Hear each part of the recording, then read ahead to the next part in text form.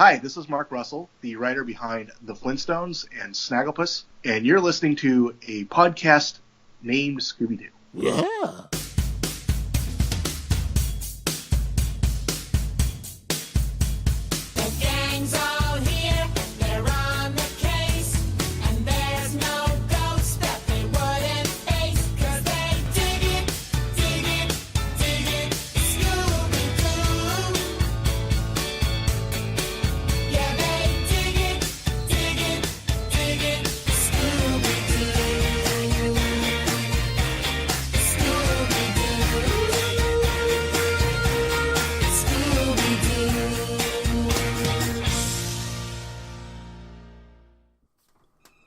Hey gang, and welcome to another all-new episode of a podcast named Scooby-Doo, the show that brings you a behind-the-scenes peek at the creation of this 50-year franchise of monsters, mysteries, and meddling kids through conversation and commentary. I'm your host, Mike Josick. Welcome to the show. So, as promised, I'm here. You are here. We are here. On the last episode of the podcast, I said that I was going to be putting out this episode a little more rapidly than I normally would because the previous episode only went up something like 10 days ago. Usually the show has a monthly schedule, but because of the problems that I faced with the audio of the interview and struggling with trying to get everything presentable, it took a lot longer getting the first part out, and I didn't want you guys to wait too long for the second part. So if you're just coming in on this episode, not that you can't listen to it, but you might want to go back and check out part one. And future generations aren't going to care about any of this because they're just going to click on whatever they want. But for those of you who are actually following the show episode to episode, I said it, I did it, and I'm glad you're here to join me for this second part of my interview with writer and story editor of Scooby-Doo Dynomutt Hour, Laugh Olympics, and the Scooby-Doo and Scrappy Show, Duane Poole. As I hinted in the last installment in the intro, this might be the meat and potatoes part of the interview. This might be the thing that most people have kind of been waiting for because we do sort of get into the shows, the actual shows. Last episode was a little more background and talking about working at the studio and the people at the studio, which is totally my bag. And it might be your bag. I'm not going to make that judgment for you. But considering the whole concept of this podcast is more or less an oral history of the making of Scooby-Doo, this is the part of the interview where that happens. We talk about working on those early shows, we talk about the creation of Scrappy, we talk about fan theories, and Duane certainly had some surprises for me, dropping a few things that I wasn't expecting. I'm sure you guys are going to get a kick out of it, and I look forward to hearing what you guys have to say about this installment, because I think you guys are really going to dig this. I don't really have anything else to add other than please excuse any still noticeable audio glitches. I did my best. I think I did pretty good. And I'll leave you guys to the audio. I hope you enjoy part 2 of my interview with Duane Poole. We'll see you on the other side. Well, I just got this disc from Miskatonic University. Might as well see what it is.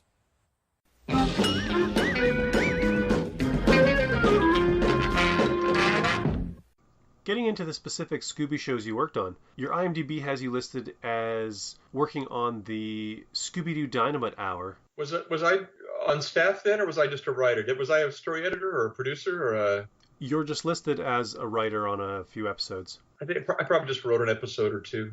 Okay, well that actually kind of dovetails into my question, which was I wondered if, since you only had a couple of episodes on that series, if you were just kind of an on-staff writer and that this was just kind of your introduction to Scooby and it eventually led to you more or less getting the Scooby-Doo Scrappy-Doo show. Yeah, that might have been my audition to be a story editor on that Scrappy season. I honestly don't remember those. I except the titles. The titles were brilliant, weren't they? But but the plots, who knows? They were probably every bit as good as Scooby Goes Hollywood. I thought it was still a fairly solid period for the show, but yeah. And how about Laugh Olympics? Let's touch on that show for a moment. Oh God, I only did a couple of those, but a couple was enough.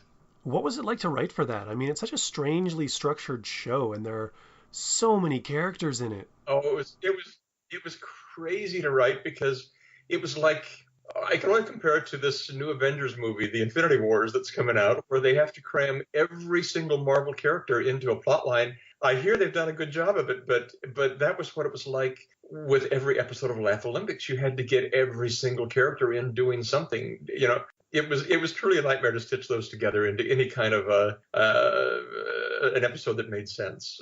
So I was happy to do a few of those and get out of there. And you just wrote a couple episodes of that series. That was the extent of your involvement? As far as I remember, I just wrote on that. Now, you might check my IMDb and find out that I produced and created the whole thing. I don't know, but as far in my fading memory, I just wrote a bit of it. Yeah. I want to shift the focus now to Scrappy, as I'm sure most of my listeners are dying to hear some behind-the-scenes information on the creation of that character. And I was reading Mark Evanier's blog where he does a series of posts called Scrappy Days, where he outlines the creation of that character and the development and writing of his first script that was used to launch that season, The Blue Scarab. And he points out that quite a few writers had taken a shot previously at writing scenes or entire episodes to establish Scrappy, and nobody was really liking what was being done, and they weren't ready to greenlight the show for another year. And I wondered if you were one of those writers who had taken a crack at the character before that Blue Scarab script came into existence. Well, now this goes back to memory, and I would probably trust Mark over me because he really knows his animation history. But that's not how I remember it. What I seem to remember is being called in to freshen up Scooby and going into a meeting with Joe. I think Bill was there. Joe and Ken were there. Myself and Tom, and there may have been a couple other people there. Mark may have been in that room. I honestly don't remember. But Joe and Ken had a pretty good idea of how they wanted this new character to go. And Joe Barbera was really specific about it. In that meeting, he came up with the idea of puppy power. And we all said, oh, that's really good, Joe. You know, let's write that one down.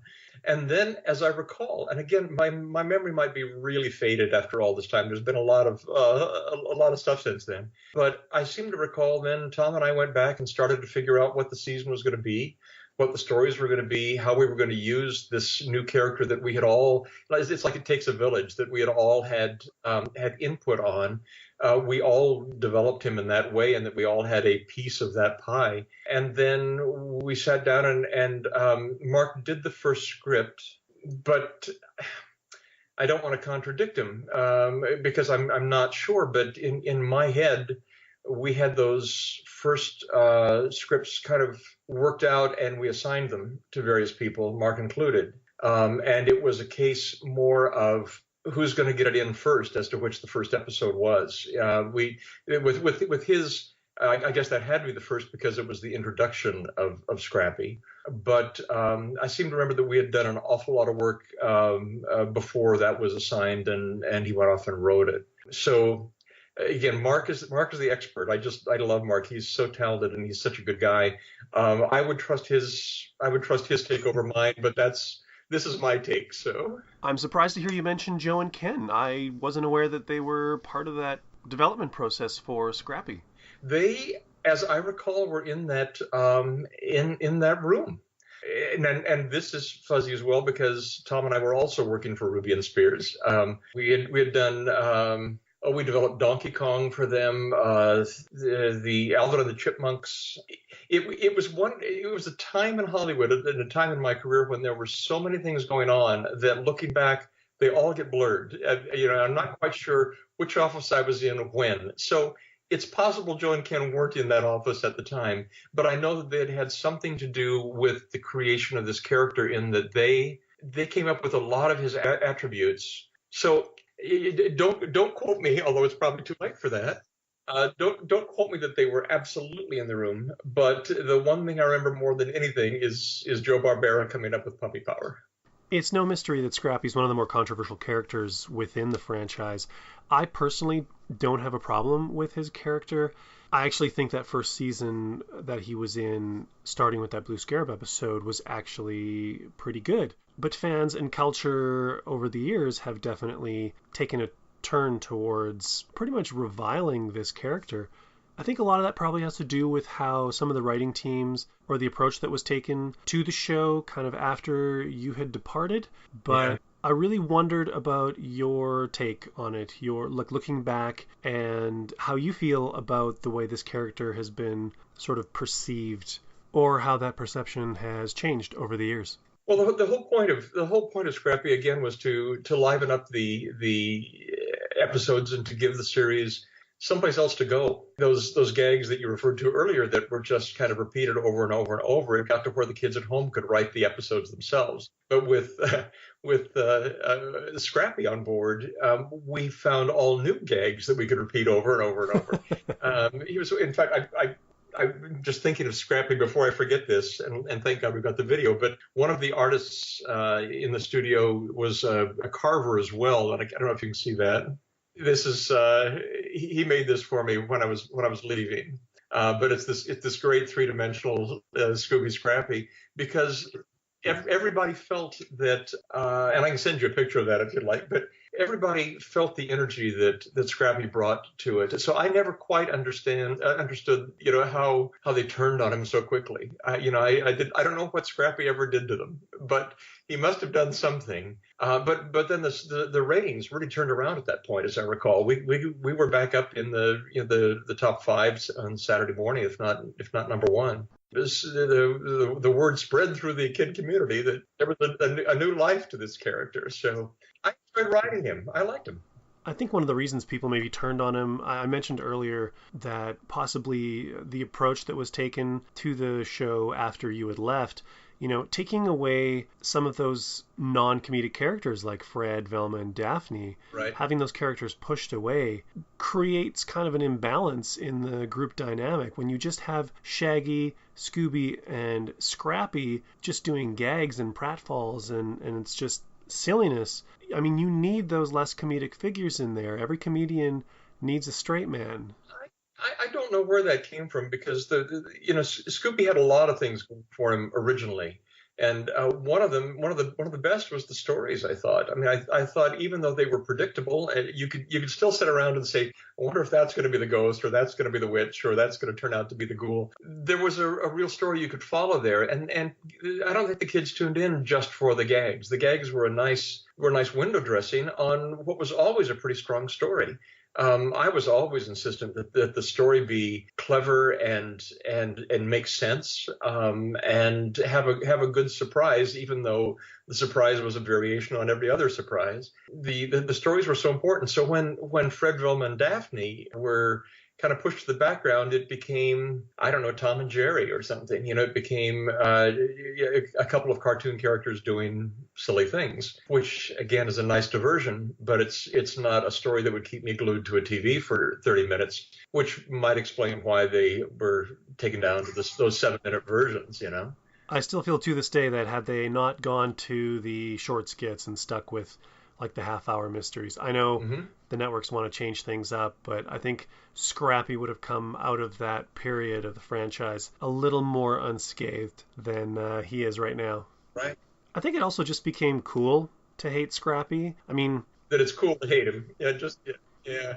I can see why people could dislike the character, particularly when you get older, but it also feels very much like one of those bandwagons to jump on, like there's nothing quite like the righteous indignation of fandom to feel included in that particular peer group. I still remember how shocked I was with that first live action Scooby movie and seeing that Scrappy was the villain of the piece. I hope I'm not giving that away for any of your listeners, but I thought, wow, they really do hate that character, and it hadn't really dawned on me till that point.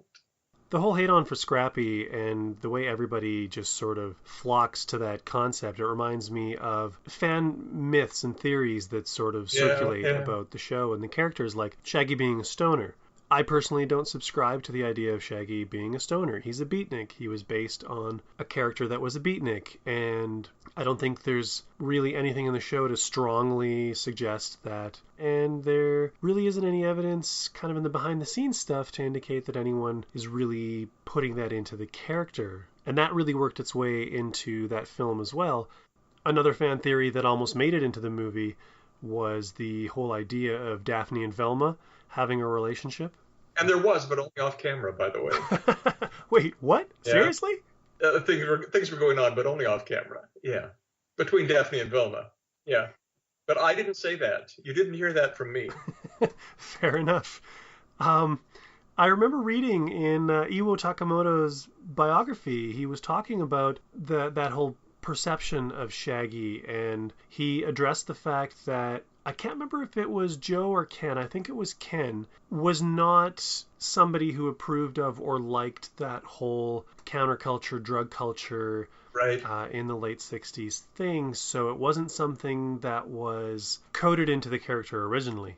Well, I don't know this for a fact, but I'm guessing, and I haven't done as much research as you have on this series. But Shaggy was obviously based on Bob Denver Yeah. and the Adventures of Dopey Gillis, and he was Maynard G. Krebs. That's who he was, and I think the same thing for Velma was Zelda. it was Zelda. Dobie's the woman who loved Dobie, but could never get the time of day from him. Who's gone into politics since here in California and is very successful. But that's where those came from. So I think any kind of stoner aspects really came more from the Maynard G. Krebs on Dobie than from any just generic stoner of the period. It was more of a beatnik character, I think, than a stoner character. Your Daphne Velma comment, though, it kind of dovetails nicely into my next question, which was essentially, even though, maybe Joe or Ken didn't plan on coding this into the characters initially when they developed the show, I wondered if maybe, and I think other people have also wondered this, did writers after that, moving on, did they start throwing this stuff in, kind of creating a subtext to things? Was it something consciously done, something that you were aware of? Is this something that was going on at the studio? I can say that we weren't. I always wrote him like Maynard G. Krebs. I just went right back to the Bob Denver character because, again, from the very beginning, the first time I saw it, I thought, oh, they're just doing Bob Denver. So I think it's a generational thing too. I mean, when Maynard was out, that was a beatnik character, and that character evolved into the stoner, I guess, in the 60s. So that's what people assumed he was. Another thing that came from Iwo's biography was the food gags, how he felt about the food gags, and how he felt that basically they were something that was kind of funny to add some sort of texture or color, but that it kind of grew into something that he really thought was unnecessary and just kind of went on. Of course. Became a much larger part of those characters than really should have been. Have you interviewed Iwo? No, I never got a chance before he passed. Oh, Iwo was one of the great guys in the world. He was incredibly talented, incredibly nice, and he really knew all these characters inside and out. So if he had a feeling about something, he would express it, and we would often bow to it. Something like the eating thing, we couldn't, because that's pretty much a given thing. And I can see how that might have gotten on his nerves eventually, but he was a real special guy.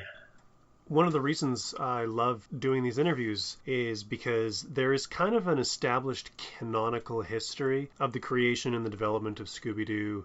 For example, like the Fred Silverman story about how he was on the plane to come over and talk about the show, and he got the idea from the Frank Sinatra song Strangers in the Night to name the dog Scooby-Doo because of the Scooby-Dooby-Doo.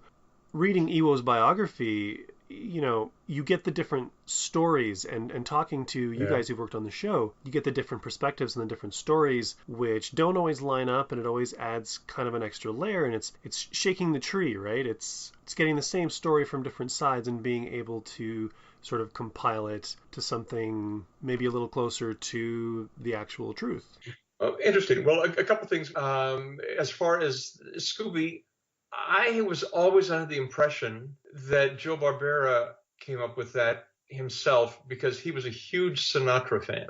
I mean, whenever we were at that Italian place in Hollywood, they would put all Sinatra on for him, and there was always the Scooby-Dooby-Doo in the back. And I swear he told me about naming Scooby and citing that, but Fred Silverman certainly could have been. Fred, if Fred was another one of those creative guys that's responsible for so many things in that period. So I don't know. I don't know what the official titling of Scooby comes from. I'm not pretty sure, but I would put my money on Joe if I had to, because Joe is really creative. Looking back on your work on the show, considering, all the things that we've talked about with the perceptions of Scrappy and whatnot, what are your feelings looking back and the experience of working on that show and introducing Scrappy to the world? I loved it. Again, having seen the series from the time, really not so much in college then, but from the time that I got to start working for Hanna-Barbera and began watching it on, as part of my job was kind of to watch what we were doing each Saturday morning and make notes and, fix things. I was getting a little tired of Scooby myself with all those repetitive gags and so on. And for me, Scrappy was a breath of fresh air. He solved a lot of story problems. When before Scrappy, you had to get Scooby and Shaggy into a dangerous situation, and there was no real easy way to get them there. With Scrappy, he picked them up and carried them there. He just charged in. He was so the antithesis of everything that Scooby and Shaggy were. That dynamic was great fun to play. I do remember we worked to keep Fred, Daphne, and Velma alive, because once Scrappy was on screen, it was hard to look at somebody else. He had such energy. So we really had to find new ways to keep the other characters alive in the stories and to give them interesting things to do as well. One of the things I liked about Scrappy was that he was such a contrasting character to Scooby and Shaggy, who were the cowards. So you could have Scooby and Shaggy kind of taking off, but then Scrappy would be there to sort of drag them back into the situation, or they would have gotten away from the monster and be like, I wonder where he is, and Scrappy will be like, he's right here, and he drags the monster back into the situation. Another thing that I thought that was interesting about the character, reading Mark Evanier's blog as part of the research, he had said that the way that he cracked kind of writing the character, finding the attitude for the character, he looked at Scrappy very much as writing Henry Hawk. And I wondered if that was something that was just Mark, or if that was something that was kind of a foundation for the writers to work off of. It was certainly the kind of character that was described. I don't recall it coming up specifically in that sort of general formative meeting when we were trying to come up with all of the aspects. I don't think anyone, to my memory, mentioned Henry Hawk specifically, but certainly all those characteristics were characteristics that fit the character. It fit both characters, yeah. I know these days it's pretty common, but as a story editor, did you have much contact with the voice actors when you were working on the shows? I didn't have a lot at that time because we were, our heads were pretty much down trying to get the scripts out, trying to work with the art department, trying to get all that side of things out so that when it went to recording, if the director had a problem with a line or a question about a sequence or a relationship, they would call us down to the studio and I'd, give my 2 cents. But it comes down to that factory part that, the manufacturing doesn't relate to the shipping. Really, there's not a lot of, crossover there. Talking to people who are working on the shows now, that seems to be, your executive producer, your story editor. They're there for the recording in case there's a question about tone or delivery of a joke. They're there to kind of maintain that consistency for the show. So I just wondered if that was something that you guys had kind of the opportunity to do while you were there. Yeah, I would imagine that's the case. If I were doing that now, I'd insist on it, just to follow it all the way through. But back then, again, it was really another time. It was the way things had been done, and they kept doing them that way. As I say now, I think the creators take much more of a presence in following that all the way through to making sure that that their vision is realized. Back then, it was more of a product. It was more of we've got to get this out. That goes back to your factory illusion. But we certainly weren't kept out of there. We just didn't have the time to go down and spend a lot of time with the recording sessions. So, did you have any say or control with the casting? Well, at that point, in story editing wise, before we started actually producing the series, we didn't have the input. I think if we had a friend who could do a voice, we could certainly recommend, and more often than not, that person would get hired, that actor or that whoever. But or if we had written a character and we saw, well, this is a Mel Blanc type, they could bring him in because he was always hanging around. But as story editors, you didn't have that kind of power or that kind of time.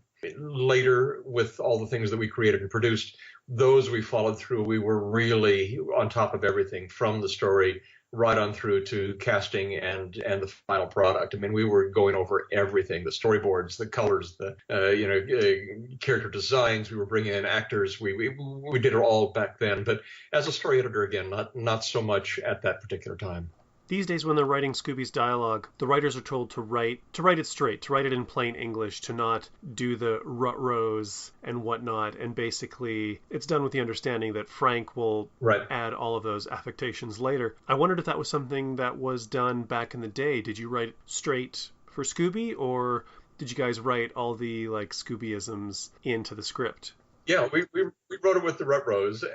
And back then, he wasn't speaking that much either. I mean, now I just accidentally saw one the other day. Not that I go out of my way to avoid it, but it looked like they were writing complete sentences for him. I mean, he was really getting, he wasn't Hamlet, but it looks like he's talking an awful lot these days. Do you remember which show you were watching? I have no idea. It was literally on one of the channels as I was flipping by. I thought, let me see what they're doing with Scooby these days. And like he was like Hamlet, but back then it was very limited. And that was from Joe. That was from the top, that he didn't want him to talk a lot. You didn't want to give him full sentences and all. He was still primarily a dog, and you didn't want to cross that line so completely into a human character that he could carry on a full conversation. It was punchlines, or it was exclamations. It wasn't, alas, poor Yorick, I knew him well. It was he was just a dog back then. That actually reminds me of another fan theory where there are some people who believe that Shaggy is the only one who can hear Scooby talking, that the rest of the gang can't actually hear the words that Scooby says. I wondered what you thought of that. Wow. Okay, that's really interesting to me because I never thought about that. It's just that when we split them up, it was always Shaggy and Scooby went this way, the other three went the other way. And so anytime that Scooby talked, it was usually a round or two Shaggy. I think that's a pretty good theory, actually. There must have been times when the gang was all together when Scooby had some part of a conversation, even if it was just I'm not going in there or something. I don't know. I think that's a mystery that's going to probably stay a mystery. That's a mystery for the Mystery Machine. That's a mystery for the Mystery Machine. Yeah. I do think you're right, though. I seem to recall there being moments where the whole gang was there when Scooby was. If you've seen these, do they react? That would solve the mystery right here. I hate to interrupt you, but I seem to recall, like, if Shaggy was in trouble and Scooby went to get the others, that most of his conversation was in charades. It was all trying to get them to understand what he was talking about through charades. And that's, again, a dim memory. I may be totally wrong, but I think maybe there's something to that theory, because I think that with the others, it was primarily charades and acting things out. And with Shaggy, he could say a few words. I can't say for sure, so totally going to have to go back and watch some episodes to know for sure. Yes. But considering the mystery and spooky nature of the show, I wondered if you ever locked heads with broadcast standards and practices. Oh, yeah, a lot. The one I remember most is one of my favorite scripts ever. It wasn't for Scooby, but it was for a show I created called Dynomutt and Blue Falcon. And we had this great robot dog who was just such a goofball, and this straight arrow Blue Falcon. They got into they had the villains were really kind of like quasi-Bond villains each week. And this one was called Madame No Face, and it was a woman who would steal people's faces because she had none of her own. So she would put on these masks of other people's faces, and she had a room that was all their faces. And when you saw her, she was just blank, but she'd put on a face and it would come to life. And the network just would not let us do that. That one never got produced, never aired. Really? Yeah, it was that scary for them. They were afraid. Beyond that, there were a few things that I guess in Scooby the network was concerned about, but by then again it had become such a formula that we knew what we could do. We knew the parameters. And they were all so pretty much unreal. On Dynomutt, it was more of a real villain that felt scary. Scooby's villains were all pretty much bigger than life, and you knew it was somebody in a costume. So, moving on from the regular episodic series, I wanted to talk about Scooby Goes Hollywood. I wrote that with my first partner, with Dick Robbins. Yeah. It was pretty much the first long-form Scooby, the first like Scooby-Doo movie. So I just wondered, how did that project come to be? Was it just the studio's desire to kind of expand, or to pull in some sort of primetime presence? They wanted a primetime Scooby presence. Yeah. Do you have in your notes the year that Scooby Goes Hollywood? It came out in 1979. Yeah, that was the last project I think I did with Dick. I haven't seen it in a long time. I don't know if it holds up or if it holds down. I don't know how it holds, but It's interesting. yeah, I'm sure it probably is. A lot of things back then were. I'm not sure how Scooby is really, whether Scooby really should extend to a 60. Was that a 60-minute? Was that, how long was it? 60, 90, whatever it was. That was too long for him. That was I think maybe better in a 7-minute version. If You mentioned earlier your love of musical theater. I wondered if right, maybe having this musical Scooby adventure was yeah. part of the attraction. No, I probably didn't. I must have enjoyed writing it, but I'll probably have more to say about it if I could go back and if you want to wait an hour, I'll go look at it and I'll be right back. Okay. I'll just hit pause. We'll come back. Nobody will know. Yeah, exactly. Was that an original story that you guys came up with, or was that a storyline that was kind of dictated by the studio? So many of their shows had guest stars by then, like Sonny and Cher and the Harlem Globetrotters and John Astin, and I mean the Addams Family, and they were promoting these shows by having the guest stars come in and interact with the characters. I think that gave them the idea that, hey, what if instead of those characters coming to Scooby and the gang went to them, and so they had the idea of a big Hollywood thing. I know that the idea that was brought to us was just that they go to Hollywood and take it, so we took it and came up with that storyline. That wasn't a dictated line. Yeah. That movie certainly is a strange creature. But I really liked the idea that you guys had about Scooby kind of, he left Saturday morning cartoons to try and branch out and be bigger. But at the end of it, he redirects himself back to the Saturday morning fare. He's coming back for the fans. And I really liked that kind of message and what it was saying about Saturday morning cartoons. Well, thanks for that. The rest of it, I can only say, look at anything that you did 40 some odd years ago and tell me how good it is. Okay. So, tell me how it holds up. It was just such a different time and different expectations, and writing something like that now, it would be a completely different animal. Well, I don't mean animal in terms of the dog. He'd probably still be a dog, but I mean, you understand what I mean. I want to move on from Scooby for a moment because although you started in Saturday morning cartoons, you certainly didn't stay in Saturday morning cartoons, and you yourself have moved on from Scooby and in fact have been quite prolific over the years. I've been pretty busy, yeah. And I like to give guests on the show the opportunity to sort of talk about what they're doing now. So just wondering, do you have any interesting projects in the pipe that you want to throw out there? Actually, not at the moment. I've just had it's been a great career. We went from Scooby and Hanna-Barbera and all to work for Aaron Spelling for 10 years, doing things like the Love Boat movies around the world and Hotel, and creating a new series for him. And then I went off on my own, and I've been doing TV movies. I've done about 50 of those, and now I'm doing more stage musicals. I'm getting back to my first love of doing a lot of theater, but still doing the TV movies. I've kind of got a corner on Christmas movies for Hallmark and Lifetime and NBC and CBS. I mean, it's if it says Christmas, it's probably got my name on it somewhere. I actually just heard that Hallmark is going to be doing like 34 Christmas specials this year. I've got 30, and one of them is mine. One of them coming up is mine, and. But yeah, when those movies go into rotation, when you see that it's Christmas in July or whatever it is, and then later when they get all those things going, usually I have 6 to 10 of those showing in the mix there somewhere, so you can almost always turn on the TV and stumble over something. Yeah. Well, Duane, that's pretty much all the questions I have for you. So you're going to end this without the big trivia question? The trivia question? I have a question for you. Now, you already know the answer, but your listeners probably don't know the answer. Okay. Who was the first live-action Shaggy on video? Are we talking Matthew Lillard here? No. This one's beyond me then. I give up. The first live-action Shaggy on film was me. What? Get out of town. Did I not tell you the story about this? No.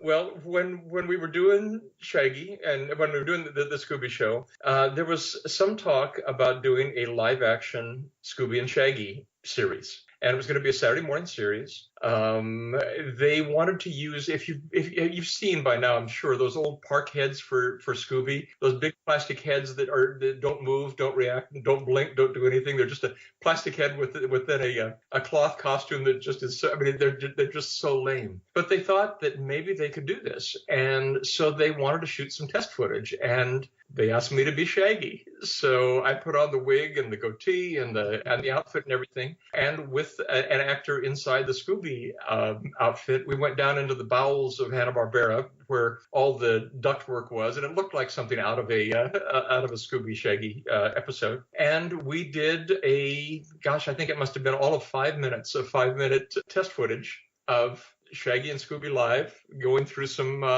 scenes. I've got a photo somewhere in my files I've got to find of me in the outfit with Scooby. If I can find, I tell you, if I can find that, I will send it to you.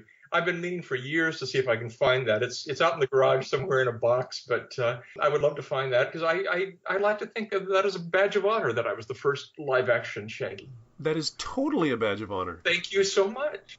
That's crazy. I would very much like to see that picture. So I had no idea that they were even tried a live action show. That's fantastic. The more you know, as NBC. One question that I ask all of my guests at the end of the show is, Scooby-Doo is a franchise that it's indestructible. It's been going for 49 years at the time of this recording. I always take the opportunity to ask people who have worked on the show or on the franchise in some way to speculate on why they think this show has endured, what it is about the structure of it or the way it connects with people. What do you think it is that makes this show still so fun and relevant for people today as it was 40 years ago? Well, I think it's the same reason that we talked about earlier in terms of the repetition of gags, the predictability of it all. I think people like shows that are comfortable, where they're not, where they don't have to be nervous about how something's coming out. It's like the I Love Lucy shows that are still popular after 60, 70 years now. It was a formula. It was a formula that made people feel comfortable. It was a formula with people they liked, characters that did the same things over and over, but in slightly different ways. But that it's that comfortable factor. I think that's ultimately it. I think shows that don't have that predictability don't hang around as long, at least from that golden age. It's Gilligan's Island. I mean, they still watch that, and it was the same show every week. You know, they're about to get off the island, they don't get off the island. You know, it's with Scooby and the gang. It was the ghost is Mrs. Krebs from down the street. You know, but there was just enough to keep them interested. But primarily, they were watching the same episode over and over and over. And it's that comfortability. It's that quality of, I like these people, I like the situation, and I'll watch it every week, and I don't have to worry about anything else, you know. So the predictability is exactly what has made it last, I believe. It's why when they changed it, when they made the 7-minute versions or whatever, those didn't hang around. I think it's these characters that people like in situations that they can feel comfortable with, I guess.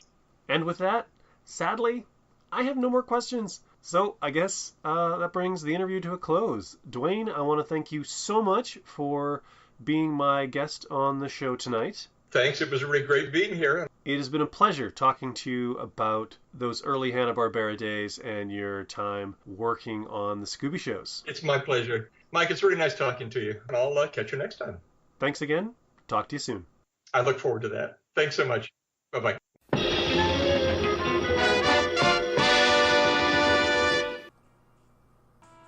That was fun. I enjoyed that. I hope you did too. That concludes my 2-part interview with story editor and writer of several Scooby-Doo shows, particularly the Scooby-Doo Scrappy-Doo Show, Duane Poole. I have to say, I was pretty blown away when Duane told me the story about the live-action Shaggy and Scooby Show. That's going to send me on a whole archaeological expedition. I'm going to do some digging, because this has really piqued my curiosity, as I'm sure it's piqued the curiosity of a number of you as well. It was a real treat to have somebody from that period of Scooby's development. Duane is the first person I've talked to who's worked on this era of Scooby, which has been a nice change because I spent so much time speaking to more contemporary creatives who've worked on the show within, the last decade.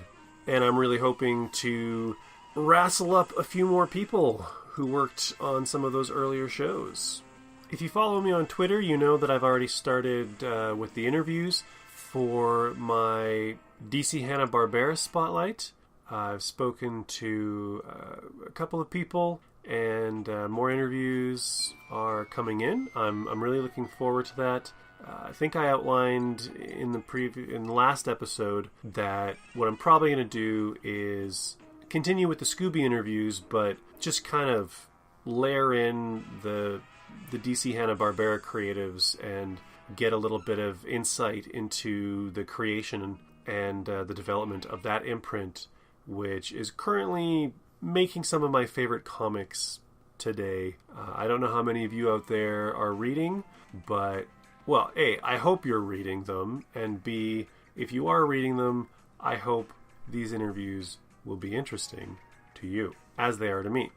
And I'm happy to say that for the first time since probably launching the show, I have a backlog of interviews done and a number of people scheduled for conversations. So I have a feeling like my hope of going bi-weekly for the summer is not a pipe dream, and then I will have enough content to actually carry me through, which will be cool, because primarily the purpose of the monthly schedule is to just give me time to actually arrange and conduct these interviews around, all the other things kind of going on in the real world. Honestly, I'd do it weekly if I could, but we'll start with bi-weekly and see where that goes. If you want to send me a message or let your opinion be known on anything, you can reach me on Facebook, on Twitter, Instagram, like, follow, share, subscribe. Just search for a podcast named Scooby-Doo or at Scooby-Doocast. You can send a message through Gmail at scoobypodcast@gmail.com. And there's also the WordPress blog, which I've been updating, scoobydoocast.wordpress.com. I actually finished out the final part of the Scooby-Doo versus the Alien series that I started way back when, like 8 months ago. It started because of the film Alien Covenant and me blending kind of my interest in the Alien series and the Scooby-Doo series.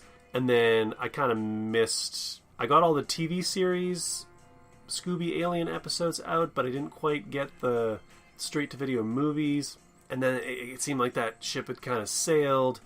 But then on the 26th of April, Alien Day came around, and I was like, this is it! I'm going to get it in. And I did. So it's there.